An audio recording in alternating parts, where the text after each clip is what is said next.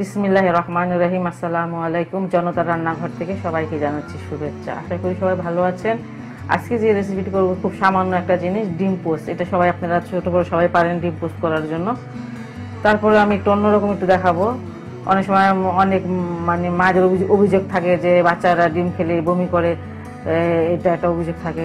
ডিমটা আসলে কি ভালো করে মানে সিদ্ধ হয় না, পোস্টটা ভালো করে হয় না, কাঁচা থাকে এই জন্য।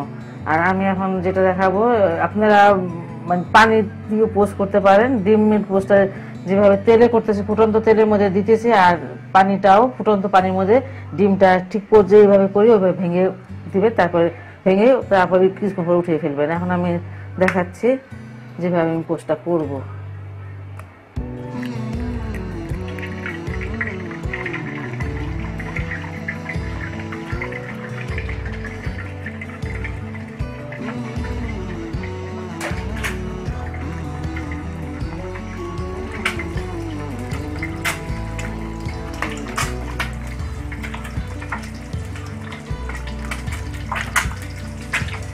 একটু লবণ দিয়ে দিলাম।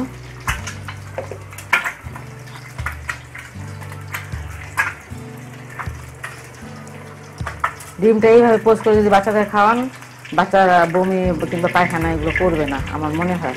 কারণ বাচ্চাদের সবসময় বলে যে পানি দিয়ে, ডাক্তাররা বলে পানির ভিতরে পোস্ট করে খাওয়াবেন।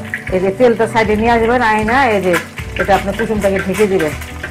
সাদা যে অংশটা হয় কাঁচা কাঁচা থাকে, এটা দিয়ে দেখেন যে কুসুমটা অনেকে উল্টায় দেন, উল্টায় দিলে হয়তো ভালো লাগে না খেতে, অনেকে শক্ত হয়ে যায়, কিন্তু এটা কোনো রকমই শক্ত হবে না, কোনো কিছু হবে না।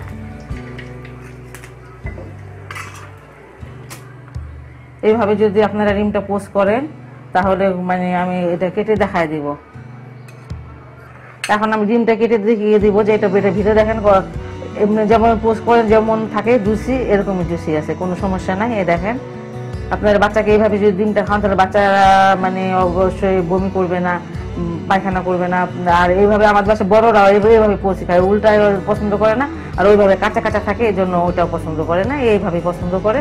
আপনাদের যদি আমার খুব ছোট একটা রেসিপি যদি আপনাদের এটা ভালো লাগে তাহলে আমাকে অবশ্যই লাইক দিবেন, কমেন্ট করবেন এবং সাবস্ক্রাইব করবেন। আশা করি সবাই ভালো থাকেন, সুস্থ থাকেন, নিরাপদে থাকেন। সবাই আমার জন্য দোয়া করবেন। আল্লাহ হাফেজ।